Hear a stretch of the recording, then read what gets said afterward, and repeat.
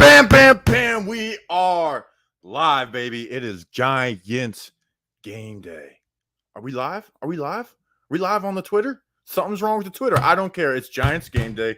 I'm pumped. I'm listening to music, getting ready to go. Fantasizing about hype videos for the playoffs. We're back. And I got Danny King with me. Danny, how are we feeling on this Giants game day on the verge of 5-1?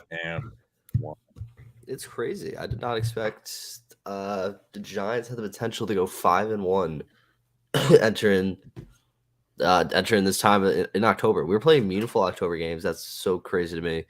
But man, I'm pumped because I don't go into Giants I think you said on the shows we got to go into Giants games thinking we're gonna lose now. Every week I'm going into today's game like I don't care if it's the Baltimore Ravens. I think we stand a fighting chance of coming out this 5-1. It feels good, man. Like it seems like we at least have a chance every single Sunday now. And, like this Ravens team has flaws. Do the Giants have flaws? Absolutely. But the Ravens team has flaws, and we've got good coaching that hopefully we can take advantage of it. Daniel Jones has played 3 good games in a row. Let's make it 4.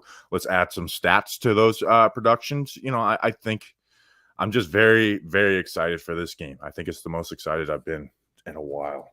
Besides maybe week 1, you're always excited, but this team has me totally sucked back in.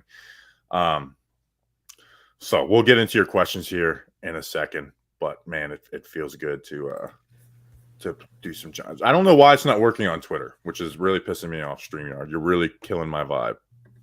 Unreal, StreamYard. Unreal. So, all right, we'll get into your questions. What's going on, my people? Try one more time to go. All right. Twitter's dead. Twitter's dead. RIP Twitter. All right. Let's Going see. down anyway. Let's get some questions. She did, and she wasn't happy. All right. Let's go. Let's get these questions in here, baby. How many snaps do you think Wan'Dale gets today? Any guess is honestly an uneducated guess, because we really have no clue what the plan is, because Richie James has played halfway decent, and in relief of him, and I think they plan to play Richie James anyways. I would say, because they run so many heavy tight end personnel, I'm going to say like 40%, because there's going to be so many, like heavy personnel that the Giants like to use, which means, they're not going to put Wan'Dale on the field for that. And then they're going to mix Richie James. So I'm going to say 38%. What is your percent? Yeah, I mean, I agree with you because I'm just trying to see.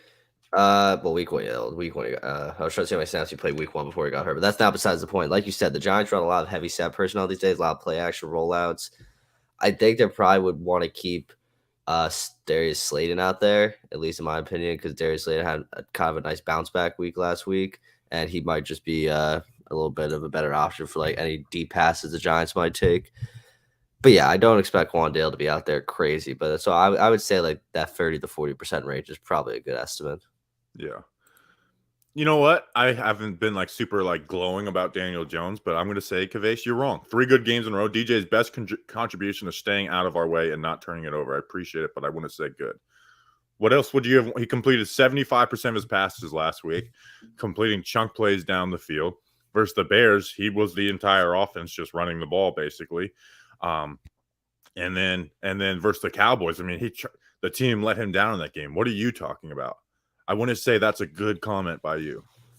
I'm fired up. I'm ready to just. This is the best he's played in a minute. Like it's like the first 2 games were struggles. The last 3 games have been good. There's no doubt about that. Yeah, and if he keeps playing like this, he's gonna make this offseason really tough. He's gonna make this offseason really tough. All right. Do you watch the games, Kai Vase, whatever your name is? All right. Can the New York Giants still make the playoffs? Absolutely, they can. Saquon over under 110 half scrimmage yards. I think he's hit that on almost every single game. Let me look at his stats real quick. But so the Ravens, they have give up the most passing yards in the NFL right now. But they're also like bad at stopping the run, but nobody's ran it with them with volume. I think they give up they're like 5th worst in yards per attempt, but they're like top 12 in yards because teams just haven't ran the ball on them a ton. So that's I guess we also got to take into account how like healthy Saquon is, and in terms of his workload, are they going to try and like lighten up a little bit on Saquon this week comparatively? That's another question. But even then, like last week, he had 13 carries, 3 catches, and he had God. Pro Football Reference is pissing me off. I think it's 70. I like how Pro Football. Oh, never mind. I was gonna say like they had Saquon as his nickname, but that's his Instagram name. Let's see scrimmage yards that he's had.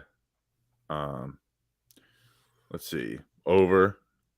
So one game he's been under that because he had 116 last week, and then the Panthers game was the only game he was under. He had 88 total yards.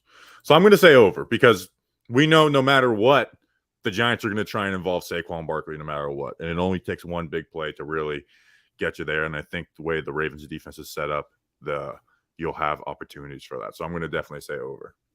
Yeah, I would hammer the over as well, probably. I just feel like Saquon could just easily hit it over this week, and we're just going to need him. Because like every week, we will need Saquon.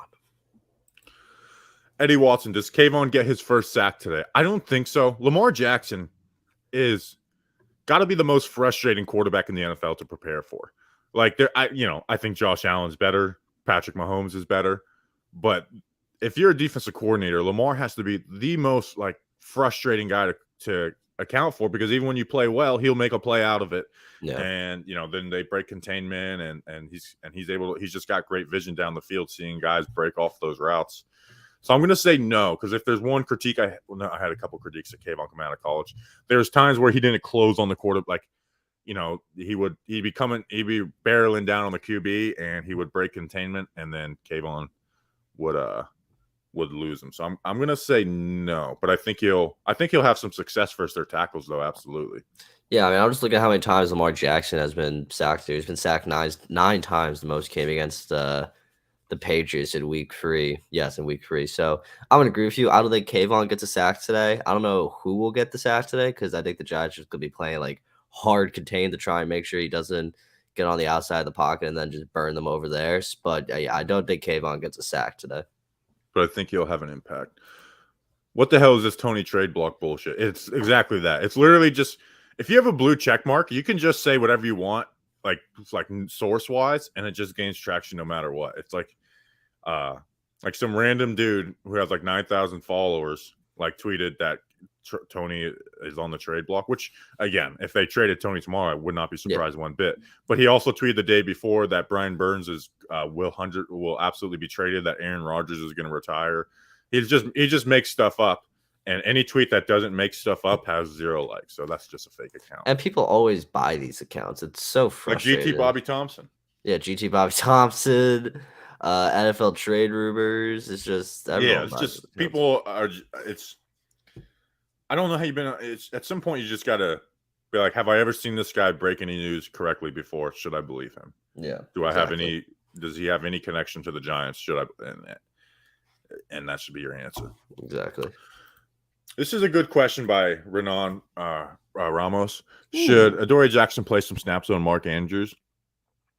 Other teams have done that with their corners versus Mark Andrews, but I just think Adoree is a speed guy. Like I would put Xavier McKinney on him or a little Dane. Like Dane Belton's done a fair job covering tight ends and man covers this year. Hey Kavase, you are fucking dumb. Leave my stream. Why would I pin your stupid comment? Am I going to sit here and break down the throw chart for you? Go look at NFL Next Gen or something. We are having a great. Does this guy have an account? I want to pull up his account. See, this is the difference between me and other YouTubers. Is that you just go right at it. It's great. I'll bring at it. Like I owe you a pinned comment, you fucking idiot. Yeah. What were we talking about? Dory cover Mark Andrews. Yeah, I think we're gonna see McKinney and Belton on there. No Tony Jefferson, he's on the IR, so we'll only have 3 safeties on the roster right now. But I still think we'll see a good amount of 3 safety sets because the Ravens run game is a lot about speed and deception. So I think even though they run the ball so well, I don't think we're just going to be go heavy personnel all game long. So I think we'll see some of their heavy personnel, like their 2 tight end stuff, and we'll have 3 safeties on the field. Yeah, no, I agree with you 100%. I've always liked the idea this week of just having a safety guard Mark Andrews and leave Dory to play his little corner roles. Obviously, he could cover Mark Andrews every once in a while to give him a different look, but just keep safety on him. Even though he would have probably have been fully prepared to play this week, I see people talking about him. I would have been intrigued if the Giants had Landon Collins play a little defense on Mark Andrews. I'm not sure if he would have played well. Well, Landon Collins isn't activated. No, I know. Yeah, I'm saying if he was active, Oh, and he was okay. caught, I probably would have liked that idea of him.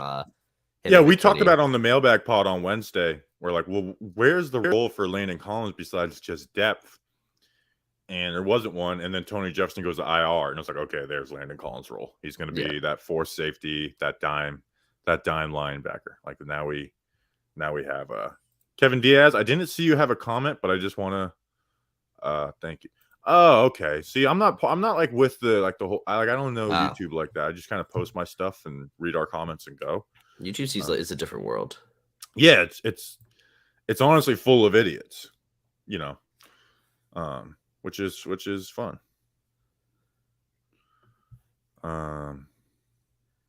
Let's see. Just keep commenting, stupid. Let's see. Do you see DJ on a new level thanks to Kafka, Dable? They were instrumental for Mahomes, Allen, respectively, maybe showing us how much coaching truly matters. I actually don't think Daniel Jones' play has been like, oh my gosh, it's so much better. It's just he's kind of the same player in a much better scheme is really what it comes down to. Like Daniel Jones' career arc was that rookie year where it was fun, but there was also the fumbles and interceptions here and there. And then the past 2 years, like Daniel Jones hasn't been a horrible quarterback. He's just been average, and then with a horrible offensive coordinator. And I think right now, if you look through just 5 games as total, you'd be like, okay, he's been an average quarterback in the NFL through 5 games. And the scheme is better. Obviously, they have wide receiver deficiency, some stuff on the O-line, so they're doing a lot of different stuff. But he's operated well in the scheme the last 3 weeks. Come on, Kayvon, hit me with something stupid. Yeah, he's already typing it up right now. Prepared. Is Dexter Lawrence going to play on the edge now, or will Leonard go back to that spot? I mean, I think Leonard is going to play a little on the edge today because they did that with him before he got hurt anyways as some run support. It doesn't really help us as pass rush wise. But Dex has been playing nose tackle, and he's really never played nose tackle in the NFL. Andre Patterson, the D-line coach, talked about it, and he has really taken a step forward. It's in the past, it's been like, oh, Leonard Williams is really good. Dexter Lawrence is a good player. It's a nice duo. Now it's like Dexter Lawrence is balling. We get Leonard Williams back. I'm very excited to see what that duo can do at their peak. Oh, yeah. Dexter Lawrence has played out of his mind this year. You got a shout out from Aaron Rodgers on the Pat McAfee show. It's so good watching Dexter Lawrence come into form and just be an absolute force on the defensive line. And like you said, just adding Leonard Williams back, it only makes us better. He actually held down the fort while he was gone. He'll continue to hold down the fort as that big ass anchor in the middle. But added Leonard, I'm excited to see how they utilize them and what positions they'll be playing now. We talked about it. I can't remember on what show, but obviously you guys are banged up right now. But at some point this season, hopefully, we'll have guys healthy, and we might just have ourselves like a 4-man pass rush that we have not had as Giants fans since the Super Bowl. Yeah, like you have Azeez and Kayvon on the edges. Kayvon, neither of those guys are like top of the league right now. We hope Kayvon gets there and Azeez gets close to that. And then you have 2 of the best defensive tackles in the NFL. Dex has added a lot to his pass rush bag. So I think like at some point in the season, we get everyone healthy. Like we might have like a front 4 that teams are worried about, which would be refreshing because, the last 2 years of talking Giants preview pods, we've been talking about this front is really dangerous. This front is really dangerous. And it's never been that way on our side. So I'm very excited about that.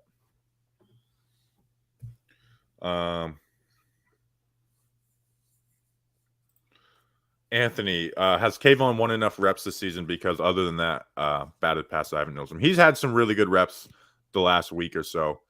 Like he's worked outside in. He's still got a lot of ways to go to be like the player that we expect out of him. But like he's he has been like you have Jihad Ward and O'Shane Zimenez pass rushing. Like he is clearly like a step ahead of those guys. Someone asked, who's the weakest link on the Ravens offensive line? Did you have any thoughts on where they are weak on their line? So you have Kevin Zeitler. The tackles are Morgan Moses and Ronnie Stanley. If both those guys are playing, I believe both those guys are playing. I think it's Tyler Linderbaum. Like Dexter Lawrence versus Tyler Linderbaum, if I can find that chat, is a very good matchup. He's undersized, and Dex can really kill him. And I also, someone said in the chat, I forgot who said it, but apparently Duggan said, he said, watch for Nick McLeod to take Tony Jefferson's spot in the 7 DB packages. Yeah, I'm very interested to see how that works. It's not really like a taxing role what they do. It's just you got to do it right. But Tony, and Jerome Henderson, the DB coach, mentioned in his press conference, like Tony Jefferson made that Dexter Lawrence sack happen because he closed the window on what Rodgers was trying to throw. So it's not the most, it's not the hardest role in the world, but it is, you can't make mistakes or it'll burn you. We had Andrew, thanks for the film reviews and this forum. Great stuff. Well, thanks you, Andrew, for appreciating it. Shout out, Andrew. Let's see. Someone's putting their cash tag in. I'm blocking you. And then put $40 with the praying hands emoji. Get out of here.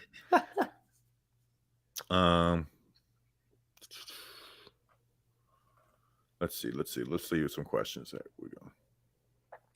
Please don't spam the chat with questions. There's a question I wanted to win. Hi, Andrew. Oh, it was Abe. Abe, where is it? I just missed it. Sorry, it's about Daniel Bellinger. Do you think Bellinger has a big game?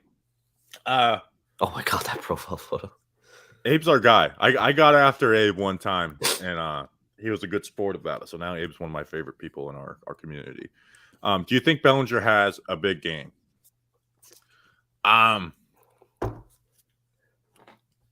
So they play a lot of too high coverages, but I think teams might just change what their approach is against the Giants. But here's what I'll say. Bellinger's going to do his job every single game. He's never going to be some huge receiving threat down the field or anything, but those block and releases, all those type of things. And then, I put a segment on the O-line report. Like his blocking has been really, really good, really like sufficient at least. He's not like dominant, like moving the edge type of guy, but he's doing his job. And he had one bad block on Sunday. One bad block on a team that asked their tight ends to block a lot. He had one bad block. So I'm excited to see his growth continue. And that's all I want out of my tight ends. That's why, even the Evan Ingram, Caden Smith debate, it's not because I think Caden Smith is some world beater, but it's like Evan Ingram is not as good of enough of a mismatch to deal with all the other negatives of his game, whether it's bad route running, dropping the ball, bad blocking, where Bellinger has a baseline of being good at, most things. He's just not going to be a mismatch on the field. But I don't need my tight end to be a mismatch. I need him to run block. I need to run his routes correctly and on time and catch the ball. And Bellinger does that. Yeah, it's nice for ever since 2017, we've had mediocre tight end play, bad blocking, not really doing much in the healthy offense. Now actually having Bellinger who can block has made some nice plays this year for us. It's just such a relief to have a tight end that's actually a capable tight end, especially what we had last year in Ingram and Kyle Rudolph. So yeah, I mean, I don't think Bellinger has a big game. I don't know what qualifies as a big game for Daniel Bellinger, because like you said, I would say for him it's 60, 70 yards receiving. Yeah, and that's I don't think he would have that, but like you said, he does his job basically every day. He's out there, he blocks, he makes the catches when called upon.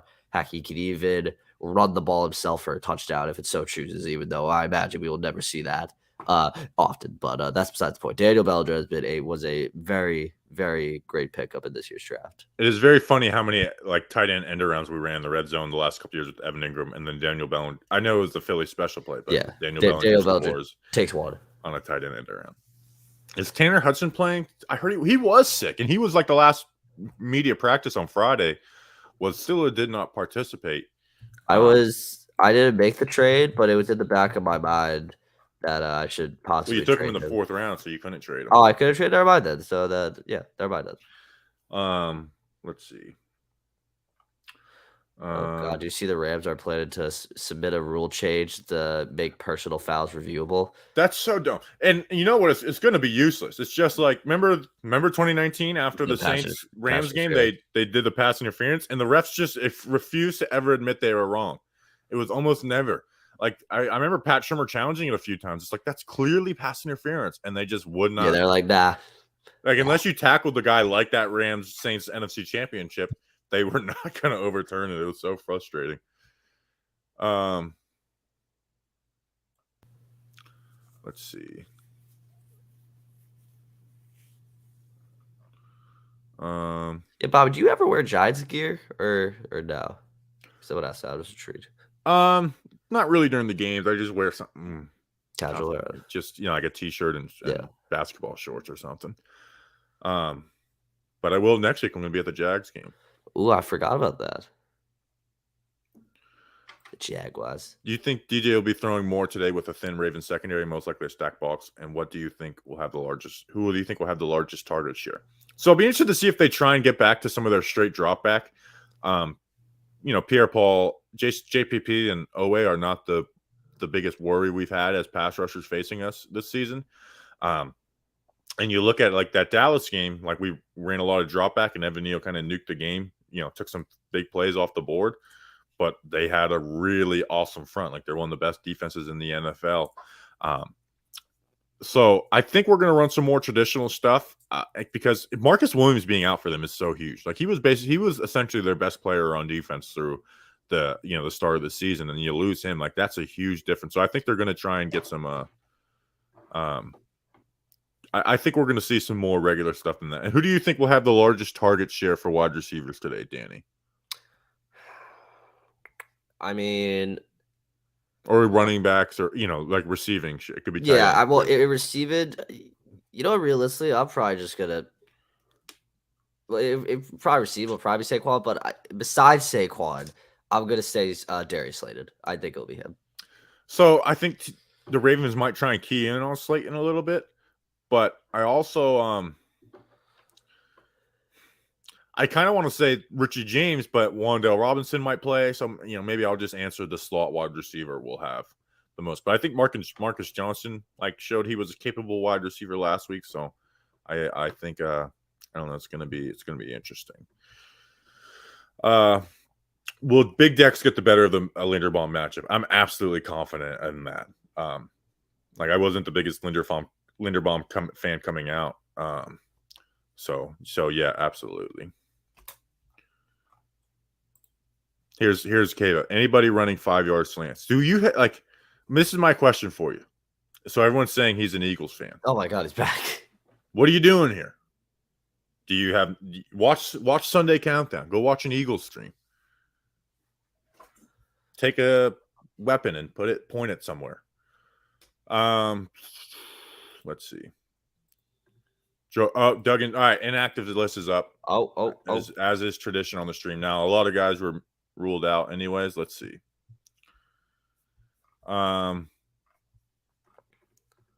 Jason Pinnock, Azeez Ojulari, Kadarius Toney, Kenny Golladay, and Cordell Flott. It's only 5 people because they're so with Tony Jefferson on IR, they only have 51 people on the roster right now.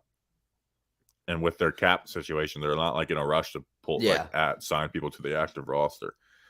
But I'm glad all the corners besides I guess Aaron Robinson, but good to see Fabian Moreau good to go, even though that was never really a question. And then we knew all the other ones. Yeah, basically, there's nothing shocking on this list. Ravens inactives: Rashad Bateman, Ben Cleveland, Justin Houston. We already knew all these bases. Justice Hill, that was a good. He's been their most productive, most efficient back, so that's good.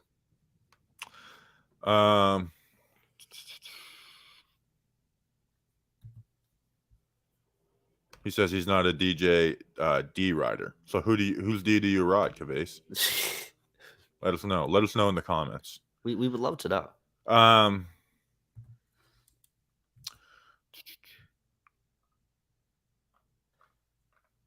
No one's had any questions about Wink and how he's gonna attack Lamar Jackson this week. I think actually, someone did. They said, "Are we gonna be blitzing a lot this week?" Or So Wink Martindale, when he plays some better QBs, he's not just dialing up like blitz, but they're more timely blitzes, like third down. So I think we're gonna see some more like base, like just man coverage stuff. So I think on third down is when you'll see some of those cover zero blitzes, but you just can't blitz. Lamar Jackson has been great versus the blitz this year. So I don't know. Kavase, why are you lying? We know you're an Eagles fan. You're a 30-year hardcore Eagles fan. That's facts. hardcore Giants fan. Let's see. But I'm very excited to see how Wink Martindale attacks him. So here's my question for you, Danny. Who do you think has the advantage because there's so much familiarity, Lamar or Wink Martindale? That's the thing. I've been thinking about that all week because I was like, realistically, it should be Wink, and that was the storyline I followed with the Bears Commanders this week. Was Matt Eberflus had the chance to go up against Carson Wentz all in practice last week and win, and obviously the Bears didn't win, and Carson didn't play well. So I'm just gonna have to go Wink just because one experience, two he just knows how to game plan against a guy that he's been doing this for years at this point. But Lamar Jackson also is going to know what Wake's going to throw at him. He's going to see blitzes. He's going to see some crazy coverages, just guys lining up strange. It's going to be a chess match this week between the two of them because they're both just two geniuses of people. Yeah, I'm going to give it to Wink Martindale because even last year, like teams started running that cover zero stuff versus the Ravens, and it gave them a lot of issues, which like you should have a lot of practice against that versus the Ravens in practice. But Wink Martindale knows what the flaws are of Lamar Jackson, what he likes to do when this happens. So I do slightly give it to Wink Martindale, but at the end of the day, Lamar Jackson's on the field playing, so he still scares the crap out of me. By the way, you were mentioning picks. If the Packers and Cardinals win today, or cover today, we're tied in spread picks. Yeah, I saw me and Justin have legit all the same picks, and so now like violently. That's very worrisome. Anytime you have the same picks as Justin is very worrisome. Yeah, I'm so nervous right now. Kavase, you're an Eagles fan. Stop trying to deny it. We know it. We had our research department go and search your YouTube channel. All your videos are Eagles videos. Care Pharmacy and Surgicals. It was nice meeting you at the Giants training camp, Bobby. I love your content. Go Giants. Well, it was nice meeting you too. Hopefully we can see you at the Washington game, December 4th. Tailgate. Let's see. Oh, Kaveh said that he's trolling. That makes sense.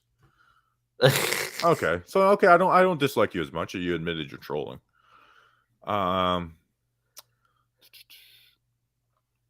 see. All right, we're at 28 minutes. We'll go for 2 more minutes and then we'll go. Are you guys disappointed with any defensive players' performances so far this year? Ooh.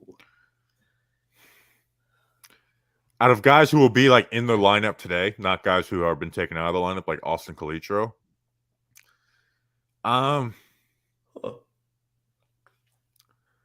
So disappointment means what your level of expectation for them was coming up. The only one I could say is Darnay, but even Darnay has been able, he hasn't been an issue. Yeah, I think Darnay has gotten a lot away with some penalties that he should have had. So that's that's huge. And I think he's gotten beat in man coverage and guys didn't throw at him or the ball got batted up. So maybe Darnay. But if Darnay is your biggest disappointment, then I think we're in a good place. I can't think of really anyone else. Yeah, no one has outright disappointed me. I mean, maybe it's just in terms of the minimal expectations I had going into the season, and I didn't expect anyone to be world beaters. But no one on the defense has truly made me think damn it. Tate Crowder has had bad moments, but he's also had some really good moments. Like you said, the only player that has been awful, in my opinion, has been Austin Calitro, and he's just no longer. Yeah, they literally benched him after. If you were on the Talking Giants Patreon Twitter, I literally cussed him out in a little film breakdown. Who gave 50?